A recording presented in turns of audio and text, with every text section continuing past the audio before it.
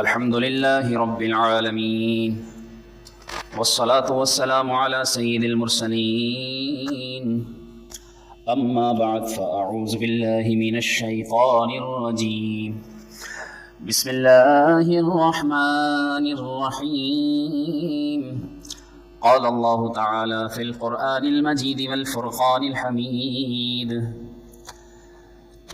إن أكرمكم عند الله يتقاكم وقال الله تعالى وسيجنبها الأتقى صدق الله تعالى مولانا العظيم وبلغنا رسوله النبي الأمين الكريم ونحن على ذلك لمن الشاهدين والشاكرين والحمد لله رب العالمين۔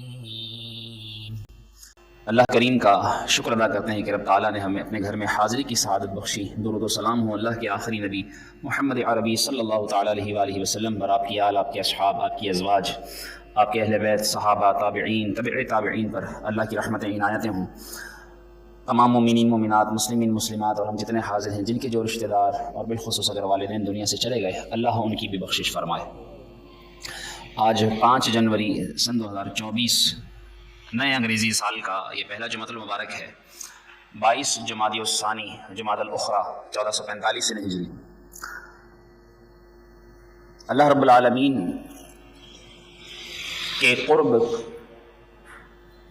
کے متعلق علماء لکھتے ہیں کہ یہ قرب جسے اللہ کا نصیب ہو جائے، اور قرب خدا یقیناً خوش نصیبوں کو نصیب ہوتا ہے۔ یہ اتنا بڑا اعزاز ہے کہ جس کے بارے میں صرف اتنا ہی کہنا کافی ہے کہ جسے رب کا قرب نصیب ہو جاتا ہے تو اللہ تعالیٰ اسے اپنے بندوں کا بھی قرب عطا فرما دیتا ہے۔ اور یہ مکانی قرب نہیں، یعنی جگہ کے اعتبار سے کہ یہ قریب ہو گیا جسم کے متعلق، بلکہ معرفت جسے اللہ کی نصیب ہو، جسے اللہ کی رحمت نصیب ہو، جو جتنا اللہ کا فرما بردار ہوگا اسے اتنا ہی اللہ کا قرب نصیب ہو جائے گا۔ اور اللہ کا جسے قرب نصیب ہوتا ہے تو اللہ والا، وہ اللہ کے قرب والا بے خوف ہو جاتا ہے، اسے پھر کسی اور چیز کا ڈر نہیں ہوتا، دنیا والوں سے یکسر اس کا خوف اس کے دل سے نکل جاتا ہے۔ جبکہ جس ذات کا اسے قرب نصیب ہوتا ہے یعنی اللہ رب العالمین، وہ اپنے رب سے اتنا ہی زیادہ ڈرنے والا ہوتا ہے۔ جتنا لوگوں سے بے خوف ہوتا ہے، اللہ سے اتنا ڈرنے والا ہوتا ہے۔ اس کے دل میں اپنے رب کی خشیت اور محبت اتنی ہی زیادہ بڑھ جاتی ہے۔ چنانچہ افضل البشر بعد الانبیاء بالتحقیق، یعنی تحقیق سے یہ ثابت ہے، قرآن و حدیث کی نصوص سے یہ ثابت ہے کہ بشریت میں، انسانوں میں نبیوں اور رسولوں کے بعد اگر کوئی افضل ترین ہستی ہے تو وہ سیدنا ابو بکر صدیق رضی اللہ تعالیٰ عنہ ہے۔ یہ وہ ابو بکر صدیق رضی اللہ تعالیٰ عنہ ہیں جو کامل الایمان ہیں اور اتنے اطاعت گزار ہیں، اتنے صالح ترین خلیفہ بلا فصل، خلیفہ اول ہیں رسول اللہ صلی اللہ علیہ وآلہ وسلم کے، جنہیں تاجدار صداقت کہا جا سکتا ہے، جو صاحب ہیں، جو رفیق و عتیق و صدیق ہیں، اور اواہ یعنی آہو گزاری کرنے والے اللہ کی بارگاہ میں فانی اسنین ہیں رسول اللہ صلی اللہ علیہ وسلم کے ساتھ، اور رفیق ہجرت ہیں، یہاں تک کہ مقام حضر و سفر جہاں بھی رسول اللہ صلی اللہ علیہ وسلم تشریف لے گئے وہاں کے ساتھی بنے، حتیٰ کہ آج بھی رسول اللہ صلی اللہ علیہ وسلم کے مزار میں آپ کے ساتھ مدفون ہیں۔ ایسا اللہ نے آپ کو مقام عطا فرمایا ہے۔ اور انہیں چونکہ رسول اللہ کا قرب نصیب ہوا، اور رسول اللہ سے زیادہ قریب رب کے کون ہوگا، تو اس طرح گویا کہ یہ بھی رب کے قریب ہو گئے، تو انہیں وہ قرب خدا ملا کہ جس کو قرآن میں اللہ نے بیان فرمایا۔ کس طرح بیان فرمایا؟ جو آیہ کریمہ میں نے آپ کے سامنے تلاوت کی، ان اکرمکم عند اللہ اتقاکم، تم میں سے جو سب سے زیادہ پرہیزگار ہے وہی اللہ کے نزدیک زیادہ عزت والا ہے۔ اور سیدنا ابو بکر صدیق رضی اللہ تعالیٰ عنہ کے متعلق اللہ نے قرآن کریم میں ارشاد فرمایا وَسَيُجَنَّبُهَا الْأَتْقَى الَّذِي يُؤْتِي مَالَهُ يَتَزَكَّى وَمَا لِأَحَدٍ عِندَهُ مِن نِّعْمَةٍ تُجْزَى إِلَّا ابْتِغَاءَ وَجْهِ رَبِّهِ الْأَعْلَى وَلَسَوْفَ يَرْضَى۔ کیسی پیاری شان ہے قرآن کی آیات سے حضرت سیدنا ابو بکر صدیق رضی اللہ تعالیٰ عنہ کی، کہ اللہ نے فرمایا تمہارے میں سے جو کوئی اللہ کے ساتھ زیادہ تقوی رکھنے والا ہے وہ اللہ کا زیادہ پسندیدہ ہے، اور اللہ نے ابو بکر صدیق کے بارے میں قرآن میں فرما دیا یہ سب سے زیادہ پرہیزگار ہیں، یہ سب سے زیادہ تقوی والے ہیں، یعنی یہ اللہ کے نزدیک بھی مکرم ہیں، معزز ہیں، عزت والے ہیں۔ اور اللہ نے خوشخبری دے دی کہ اس جہنم کا تذکرہ جس کا پچھلی آیات میں ہوا، فرمایا اللہ نے کہ اس جہنم سے یہ جو پرہیزگار ہیں سب سے زیادہ ان کو اس سے بچا لیا جائے گا۔ یعنی جس طرح رسول اللہ صلی اللہ علیہ وسلم نے ان کے جنتی ہونے کی بشارت دی ہے، اللہ نے انہیں جہنم سے بچائے جانے کی سند قرآن میں بیان فرما دی ہے کہ یہ جہنم سے بچا دیے جائیں گے۔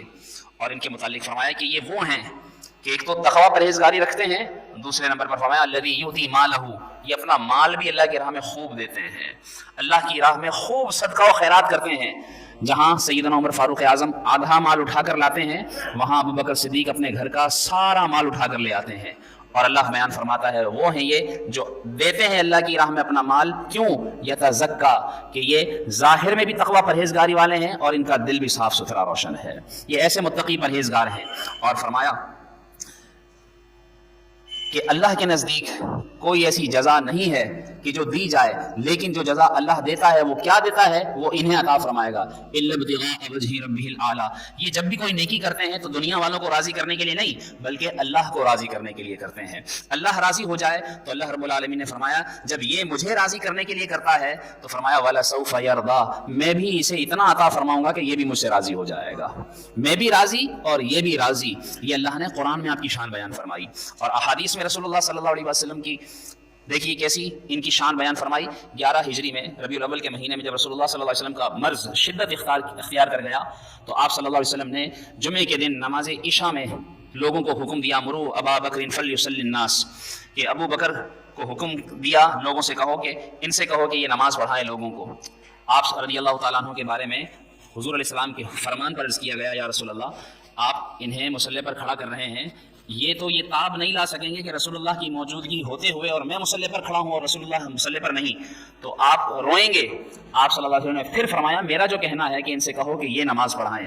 کتابوں میں لکھا ہے نماز عشاء، جمعے کے دن کی نماز عشاء سے لے کر پیر کی فجر تک 12 لگاتار نمازیں حضرت ابوبکر صدیق نے مصلی رسول پر حضور علیہ السلام کی حیات ظاہری میں لوگوں کو پڑھائی ہیں، جس سے اس بات کی طرف اشارہ ملتا ہے کہ حضور علیہ السلام نے بھی گویا کہ اشاروں میں بتا دیا ہے کہ میرے بعد مصلی کا حقدار ہے تو وہ ابوبکر صدیق رضی اللہ تعالیٰ عنہ ہے، کہ یہ خلیفہ بلا فصل ہیں۔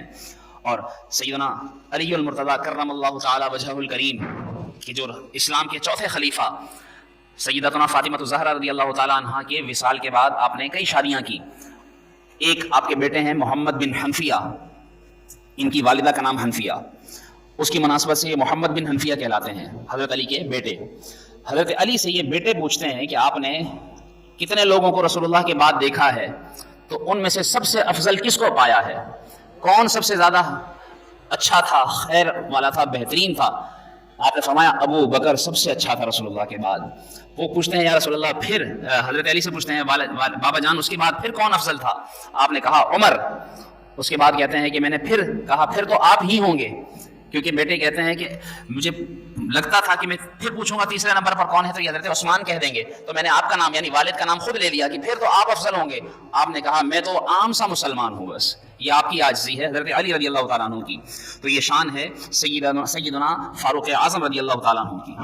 اس لیے جو حضرت علی رضی اللہ تعالیٰ عنہ کو اپنا مولا کہتے ہیں، یقیناً سیدنا علی المرتضیٰ کرم اللہ تعالیٰ وجہہ الکریم کو اللہ رب العالمین کے رسول اللہ صلی اللہ علیہ وسلم نے من کنت مولاہ فعلی مولاہ فرمایا ہے، لیکن خلیفہ بلا فصل پھر بھی سیدنا علی المرتضیٰ نے ہی حضرت ابوبکر صدیق کو مانا ہے، رسول اللہ کے بعد انہی کو سب سے افضل جانا ہے۔ حضرت ابوبکر صدیق کو آپ نے اپنا بھی خلیفہ مانا ہے، اسی لیے آپ نے ان کے ہاتھ پر بیعت بھی کی ہے، اسی لیے ان کی سپہ سالاری میں جنگیں بھی لڑی ہیں، تو یہ بھی آپ کی افضلیت پر دلالت کرتی ہیں۔ اور خشیت ابوبکر صدیق کا کیا عالم ہے، قرآن کریم میں اللہ تعالیٰ نے فرمایا انما یخشی اللہ من عبادہ العلماء، کہ بے شک اللہ کے بندوں میں سے اللہ سے کوئی ڈرتا ہے تو وہ علم والے ہیں، جو علم والے ہیں وہ اللہ سے بہت ڈرتے ہیں۔ سیدتنا عائشہ صدیقہ رضی اللہ تعالیٰ عنہ جو حضرت ابوبکر صدیق رضی اللہ تعالیٰ عنہ کی بیٹی ہیں اور رسول اللہ صلی اللہ علیہ وسلم کی زوجہ ہیں. وہ کہتی ہیں اپنے بابا جان کے بارے میں، ابو بکر صدیق کے بارے میں، فواللہ انی لاعلمہم باللہ واشدہم لہ خشیۃ، کہتی ہیں خدا کی قسم اگر میں نے رسول اللہ کے بعد لوگوں میں دیکھا ہے کہ کون اللہ کو زیادہ جانتا ہے اور کون اللہ سے زیادہ ڈرتا ہے تو وہ میرے بابا جان ابو بکر صدیق رضی اللہ تعالیٰ عنہ ہیں. یعنی بیٹی کی بھی گواہی ہے باپ کے بارے میں کہ وہ اللہ سے بہت ڈرتے ہیں. خوف دو طرح کا ہوتا ہے، ایک گناہ کے بعد عذاب سے ڈرنے کا کہ عذاب کا ڈر لگے، اور ایک خوف وہ ہوتا ہے جو اللہ کی ذات کی ہیبت اور اس کے جلال سے ہوتا ہے. پہلا خوف تو عام مسلمانوں میں پایا جاتا ہے، لیکن دوسرا خوف یہ اللہ رب العالمین اپنے قرب خاص والوں کو عطا فرماتا ہے. رسول اللہ صلی اللہ علیہ وسلم نے ارشاد فرمایا ابو بکر صدیق رضی اللہ تعالیٰ عنہ سے کہ ایک آیت اتری ہے، میں تمہیں سناؤں؟ عرض کی یا رسول اللہ ضرور. آپ نے فرمایا من یعمل سوءا یجز بہ، کہ جو برا عمل کرے گا اس کو اس کا بدلہ ملے گا. حضرت ابو بکر صدیق فرماتے ہیں مجھے اتنا اس وقت خوف آیا یہ آیت سن کر، کہتے ہیں کہ مجھے اللہ کے خوف سے لگا کہ میری کمر ٹوٹ جائے گی، ایسا خوف طاری ہوا. کہتے ہیں درد سے میں اکڑا اور پھر میں نے پوچھا یا رسول اللہ صلی اللہ علیہ وآلہ وسلم یہ میں خوف محسوس کرتا ہوں. تو آپ صلی اللہ علیہ وسلم نے ارشاد فرمایا ابو بکر تمہیں ڈرنے کی ضرورت نہیں ہے، تم اور مومن جنہیں اللہ تعالیٰ گناہوں کے بعد دنیا کی آزمائشوں میں مبتلا فرماتا ہے تو اللہ تعالیٰ ان آزمائشوں اور مصیبتوں سے ان کے گناہ دنیا میں ہی دھو ڈالتا ہے، اور تم بھی ان میں سے سب سے پہلے ہو. یعنی تمہارے اوپر بھی کوئی مصیبت آتی ہے تو تمہارے جو بھی خطائیں ہوں گی وہ معاف ہو جائیں گی، اور قیامت کے دن تمہیں اللہ رب العالمین امن والوں میں داخل فرما دے گا.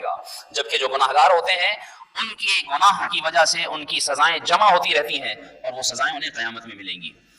ایسے ہی آپ رضی اللہ تعالیٰ عنہ کا لقمہ حرام سے پرہیز کا عالم کیا ہے. ایک غلام تھے آپ کے، انہوں نے کچھ کھانے کو دیا اور آپ نے کھا لیا. بعد میں پوچھا کہاں سے لائے؟ اس نے کہا کہ میں نے دور جاہلیت میں کوہانت کی تھی، کسی کو کوئی دم کیا تھا، کوئی ایسا کلمہ جو کفریہ تھا، اور اس کی اجرت میں اس نے مجھے آج یہ دیا تھا تو میں نے آپ کو کھلایا. یہ سننا تھا کہ وہ کمائی جو لایا تھا وہ ناجائز تھی. سننا تھا جو بھی پیٹ میں گیا تھا فوراً انگلیاں مار کر حلق میں نکالنے کی کوشش کی، نہیں نکلا، پانی پیا، پھر نکالا، آخر کار جان ہلکان ہو گئی، معدہ خالی کیا. اور پھر لوگوں نے پوچھا کہا کہ آپ یہ نہ بھی نکالتے تو کیا تھا؟ آپ فرماتے ہیں کیوں نہ نکالتا، جان بھی چلی جاتی تو یہ حرام کا لقمہ جو غلطی سے چلا گیا تھا یہ میں نکال کر دم لیتا، کیونکہ میں نے رسول اللہ سے سنا ہے جو گوشت حرام سے پلتا ہے وہ جہنم کے زیادہ قریب ہو جاتا ہے. تو میں نہیں چاہتا کہ میرے پیٹ میں کوئی ذرہ بھی حرام کا جائے. تو جو لوگ کہتے ہیں کہ سیدنا ابو بکر صدیق رضی اللہ تعالیٰ عنہ نے خلافت چھین لی، جو کہتے ہیں کہ حضرت ابو بکر صدیق رضی اللہ تعالیٰ عنہ نے باغ فدق کے معاملے میں زیادتی سے کام لیا ہے، ہرگز نہیں. جو ذرا سا حرام پیٹ میں برداشت نہ کریں وہ کسی کے ساتھ اتنے بڑے معاملے میں ناجائز عمل کیسے پیش لا سکتے ہیں، کیسے برا کر سکتے ہیں. اور سیدنا ابو بکر صدیق رضی اللہ تعالیٰ عنہ نے جب وصال سے پہلے حضرت عمر رضی اللہ تعالیٰ عنہ کو خلیفہ چنا تو لوگوں نے کہا کہ جن کو آپ خلیفہ بنا رہے ہیں عمر کو، یہ سخت مزاج ہیں، اللہ کو کیا جواب دیں گے؟ آپ کسی تکلیف کی وجہ سے لیٹے ہوئے تھے، سہارے سے بیٹھے اور فرمایا تم سے زیادہ میں اللہ سے ڈرنے والا ہوں اور تم سے زیادہ میں عمر کو جاننے والا ہوں. مجھے پتا ہے کہ عمر کیا کرے گا اور میں یہ بھی جانتا ہوں میرے رب عز و جل کو میں نے کیا جواب دینا ہے. یعنی اتنا اللہ کے متعلق آپ رضی اللہ تعالیٰ عنہ کا یہ گمان تھا کہ میں نے جو فیصلہ کیا ہے وہ اچھا ہی کیا ہے. آپ دیکھیے یہ تمام باتیں جو سیدنا ابو بکر صدیق رضی اللہ تعالیٰ عنہ کے بارے میں عرض کی کہ اللہ رب العالمین کا آپ کو قرب نصیب ہوا، اور یہ قرب اللہ کا کہ جسے چاہے دے دے، اس کے لیے کوئی شرط کوئی ضابطہ نہیں ہے، بس ایمان شرط ہے اور اعمال صالحہ کی برکت سے اللہ تعالیٰ کا قرب نصیب ہوتا ہے.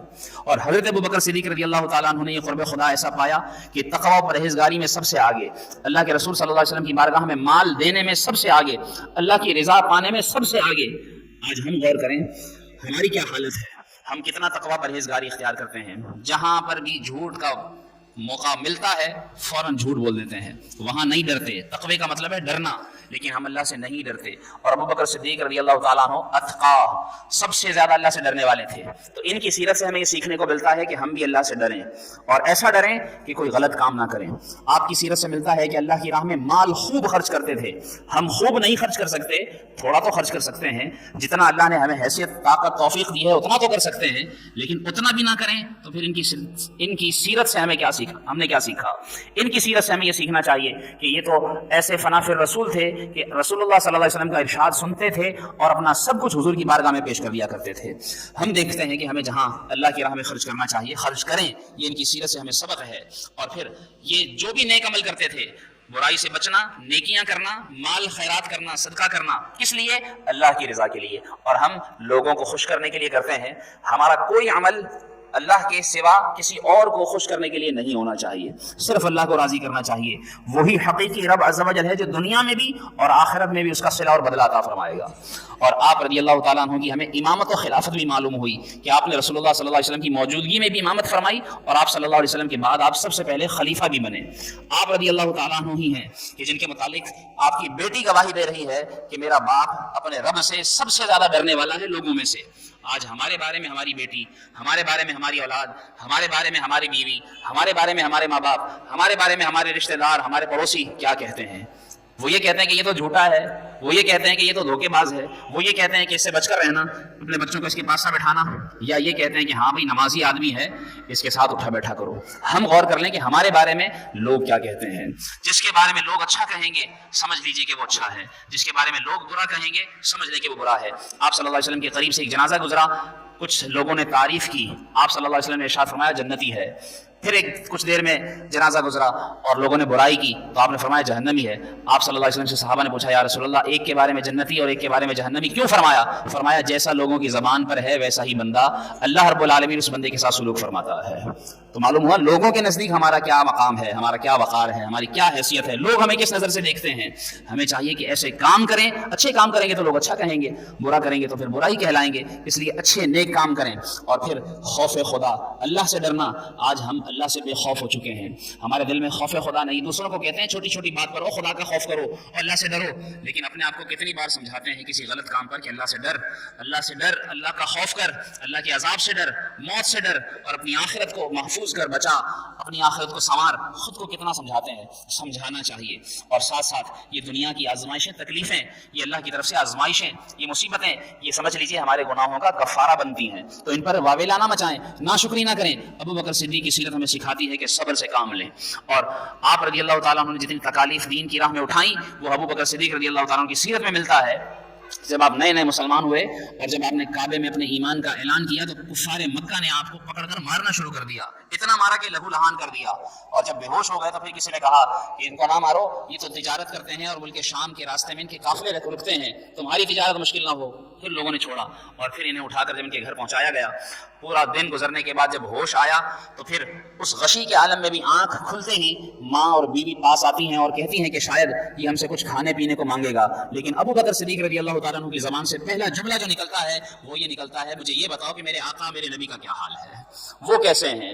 تو یہ اتنی تکلیفیں اٹھا کر بھی حضور سے محبت کا دم بھرتے ہیں، تکلیفیں بھی اٹھائیں، حضور سے بھی محبت کی۔ ہم تکلیفیں اٹھاتے ہیں تو اللہ سے شکوہ کر ڈالتے ہیں، اور ہم حضور سے کتنی محبت کرتے ہیں، یہ تو ابو بکر صدیق رضی اللہ تعالیٰ عنہ سے ہمیں سیکھنا چاہیے۔ اس لیے عاشق اکبر کا خطاب آپ کو ملتا ہے کہ آپ سب سے بڑے محبت اور عشق کرنے والے ہیں رسول اللہ صلی اللہ علیہ وسلم سے۔ آپ کی سیرت سے ہمیں یہ سیکھنا چاہیے، اور آپ حرام سے بچتے تھے۔ سب سے بڑی بات کہ حرام سے بچنا، آج ہمیں خود کو بھی اور اپنے بچوں کو بھی حرام سے بچانا چاہیے۔ لوگ جو حرام کھاتے ہیں، حرام اپنے بچوں کو، اپنی اولاد کو کھلاتے ہیں، وہ ذرا ڈریں کہ جو گوشت حرام سے پلتا ہے وہ جہنم کے قریب ہو جاتا ہے۔ جو نافرمانی آج اولاد کی، جو اولاد کا بگڑنا، یا جو آج مصیبتیں پریشانیاں ممکن ہیں کہ حرام کھانے اور حرام کھلانے کی وجہ سے بھی ہو۔ اس لیے لوگ شکایتیں کرتے ہیں دعائیں قبول نہیں ہوتی۔ آپ صلی اللہ علیہ وسلم سے کسی نے پوچھا یا رسول اللہ دعائیں قبول ہوں کیا کروں؟ آپ نے فرمایا صرف حلال کھایا کرو، حرام سے بچا کرو، تمہاری دعائیں قبول ہونا شروع ہو جائیں گی۔ آج ہم دوسروں سے کہتے ہیں کہ آپ دعا کریں، آپ دعا کریں، آپ دعا کریں۔ یقیناً اوروں کی بھی دعائیں ہوتی ہیں قبول، ان سے کروانی چاہیے، لیکن ہم بھی تو اللہ کے بندے ہیں، ہم بھی تو خود اپنے رب سے کہیں، وہ رب ہماری بھی قبول فرمائے گا۔ وہ سب کا رب ہے، وہ سب کو عطا فرماتا ہے، اس لیے اس سے مانگیے، لیکن وہ اسباب جن سے وہ دعائیں قبول نہیں فرماتا ان سے بچیے، حرام سے خود کو بچائیں، اور حلال خالص طیب رزق اپنی اولاد کو کھلائیں، خود کھائیں۔ دیکھیں آپ کے پیٹ میں حلال ہوگا، آپ کی زبان سے جو دعائیں نکلیں گی اللہ کی بارگاہ میں قبول ہو جائیں گی، اللہ انہیں قبول فرمائے گا۔ اور ابو بکر صدیق رضی اللہ تعالیٰ عنہ نے جو خطبہ دیا پہلا، آپ نے فرمایا لا يدع قوم الجہاد فی سبیل اللہ الا ضربهم اللہ بالذل، کہ کوئی قوم اگر جہاد چھوڑ دے گی، اللہ کی راہ میں جہاد کرنا یعنی کوشش کرنا چھوڑ دے گی، تو اللہ ان پر ذلت مسلط فرما دے گا۔ آپ دیکھیے کہ اب تک 7 اکتوبر سے شروع ہونے والی وہ اسرائیلیوں کی وہ مظالم جو فلسطینی مسلمانوں پر کیے جا رہے ہیں، 22,000 سے زیادہ فلسطینی شہید ہو چکے ہیں۔ یہ توجہ دلانا اس لیے مقصود ہے کہ 60,000 سے زیادہ زخمی ہیں جن کے لیے علاج بھی مہیا نہیں۔ ہم لوگ گرم بستر میں آرام کرتے ہیں، وہ سردی میں ٹھٹرتے ہیں، اور کئی لاکھ لوگ بے گھر ہیں۔ تو ان کے لیے کم از کم ہمیں جس طرح ہم کوشش کر سکیں، کم از کم ان کے لیے دعا تو کر سکتے ہیں، تو ان کے لیے دعا کرنی چاہیے۔ اسرائیلی مصنوعات کا بائیکاٹ کرنا چاہیے، جس طرح ہو سکے اپنے مسلمانوں کی مدد کریں۔ جو ادارے، جو تنظیمیں، جو فلاحی ادارے ان مسلمانوں کی مدد کے لیے وہاں فنڈز بھیجتے ہیں، ان کے ساتھ تعاون کریں تو انشاءاللہ ہم بھی گویا کہ ان لوگوں کے ساتھ شامل ہو جائیں گے اور مسلمانوں کی مدد کرنے والے کہلائیں گے، اور گویا ہمارا بھی جہاد والوں میں نام لکھا جائے گا کہ جہاد نام ہے کسی بھی طرح کی کوشش کا۔ تو جو ہم کر سکیں وہ کریں، اللہ پاک ہم سب کو اس کا اجر دے گا، اللہ کریم ہم سب کو عمل کرنے کی توفیق عطا فرمائے۔ حقیقت میں وہ لطف زندگی پایا نہیں کرتے جو یادیں مصطفیٰ سے دل کو بہلایا نہیں